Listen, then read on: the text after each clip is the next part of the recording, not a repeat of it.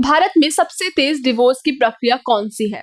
जब एक वैवाहिक जीवन नीचे की ओर जाता है तो जल्दी डिवोर्स पाना अक्सर सर्वोच्च प्राथमिकता होती है। भारत में सबसे तेज और आसान डिवोर्स पाने का तरीका हिंदू मैरिज एक्ट 1955 की धारा 13B के तहत पारस्परिक सहमति की प्रक्रिया है। नमस्ते और लौनानो में आपका स्वागत है। हम यहाँ इंडियन फैमिली लॉ को सरल बनाने में मदद करने के लिए हैं, ताकि आप अपने अधिकारों और विकल्पों को समझ सके। डिवोर्स, एलिमनी, चाइल्ड कस्टडी और अन्य पारिवारिक कानूनी मामलों से निपटना भारी पड़ सकता है। इसलिए हम आपको आपकी यात्रा में सशक्त बनाने के लिए क्लियर, कंसाइज इंफॉर्मेशन और रिसोर्स प्रदान करते हैं। हमारी वेबसाइट www.lonano.com पर आपको सही वकील चुनने, अपने मामलों को सही ढंग से तैयार करने और अपने मामलों को प्रभावी ढंग से हल करने के लिए युक्तियों जैसे प्रमुख विषयों पर गाइड बुक प्लस आर्टिकल्स मिलेंगे। हम जटिल कानूनी चीजों को कार्रवाई योग्य सरल बनाने में विभाजित करते हैं, जिनका आप उपयोग कर सकते हैं। चाहे आपको कानून को समझने में सहायता की आवश्यकता हो या आप जानना चाहते हो कि पारिवारिक कानून के मामलों को कैसे शुरू किया जाए, हमने आपकी मदद की है। कानूनी प्रक्रिया कंफ्यूजिंग नहीं होनी चाहिए। जानकारी पूर्ण निर्णय लेने के लिए आवश्यक जानकारी प्राप्त करने के लिए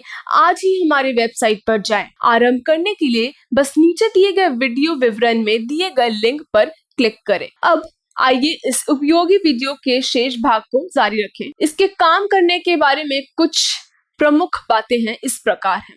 म्यूचुअल डिवोर्स पिटीशन, पति पत्नी दोनों मिलकर एक डिवोर्स पिटीशन दाखिल करते हैं, जिसमें यह बताया जाता है कि वे कम से कम 1 साल से अलग रह रहे हैं और वैवाहिक जीवन को समाप्त करने पर सहमत हो गए हैं।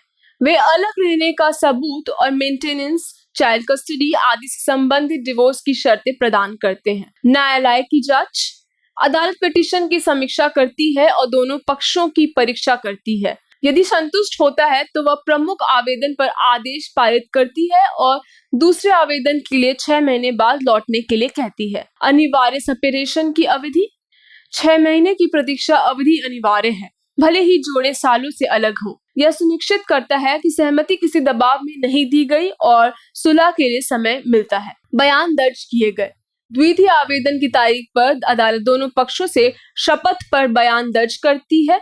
वे डिवोर्स के लिए अपनी सहमति की पुष्टि करते हैं और बताते हैं कि पुनर्मिलन के प्रयास विफल रहे हैं। फाइनल डिक्री, फिर अदालत डिवोर्स का फाइनल डिक्री पारित करेगी, जो वैवाहिक जीवन को कानूनी तौर पर समाप्त कर देगी। पूरी म्यूचुअल डिवोर्स प्रक्रिया शुरुआत से लेकर अंत तक लगभग 6 से 8 महीने में पूरी हो जाती है। वापसी का विकल्प, कोई भी पति या पत्नी एक तरफा द्वितीय आवेदन से पहले किसी भी समय सहमति वापस ले सकता है और डिवोर्स रोक सकता है।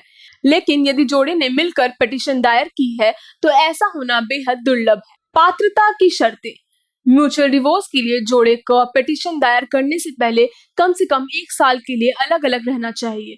वैवाहिक जीवन जारी रखने या मतभेदों को दूर करने का कोई मौका नहीं बचना चाहिए। आवश्यक डॉक्यूमेंटेशन, जॉइंट डिवोर्स पिटीशन, विवाह का सबूत, अलग रहने का सबूत, डिवोर्स सेटलमेंट टर्म्स, पासपोर्ट की प्रतियां और फोटो आवश्यक है। वकील सही डॉक्यूमेंटेशन तैयार करने और दाखिल करने में मदद कर सकते हैं। म्यूचुअल डिवोर्स के फायदे, यह एक सौहार्दपूर्ण समाधान प्रदान करता है, बिना किसी तरह के विवाद और कानूनी लड़ाई के। कम पेपर वर्क और अदालत का रुख करना पड़ता है। इससे कंटेस्टेड डिवोर्स की तुलना में तेज डिवोर्स मिलता है और खर्च कम होते हैं। कोई आरोप जरूरी नहीं। कंटेस्टेड डिवोर्स के विपरीत म्यूचुअल डिवोर्स में आरोप प्रत्यारोप या दोष का सबूत देने की आवश्यकता नहीं होती। दंपति बस अपूरणीय मतभेद बताते हैं। हिंदू लॉ के तहत म्यूचुअल कंसेंट डिवोर्स भारत में वैवाहिक बंधन को कानूनी रूप से समाप्त करने का सबसे तेज और सुविधाजनक तरीका है। यदि दोनों पार्टनर सहयोग करते हैं तो यह लंबे मुकदमेबाजी के समय और तनाव से बचाता है। हालांकि पेपर वर्क और कोर्ट फॉर्मेलिटीज में डिवोर्स डिक्री के लिए कम से कम 6 महीने लगते हैं।